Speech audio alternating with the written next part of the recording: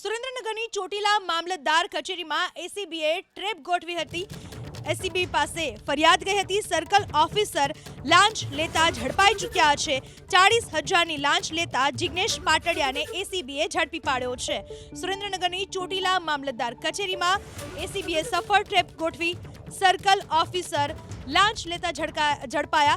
જમીનની નવાગામ ગ્રામ પંચાયત માટે તેમણે લાંચ માંગી હતી। એસીબીની ટીમે જિગ્નેશ પાટડિયાની ધરપકડ કરી લીધી છે। સુરેન્દ્રનગરમાં ખાણ ખનીજ વિભાગના ક્લાર્ક લાંચ લેતા ઝડપાયા છે અને હવે તેમની સામે કાર્યવાહી કરવામાં આવી રહી છે। સુરેન્દ્રનગરની ઘટના છે જ્યાં ખાણ ખનીજ વિભાગના ક્લાર્ક લાંચ લેતા રંગે હાથ ઝડપી પાડવામાં આવ્યા છે।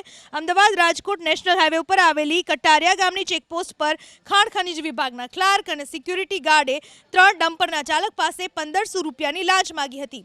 બાદમાં 1000 રૂપિયા આપવાનું નક્કી થયું। જોકે ફરિયાદીએ એસીબીનો સંપર્ક કરતા છટકું ગોઠવી બંનેને લાંચ લેતા રંગે હાથ ઝડપી પાડવામાં આવ્યા।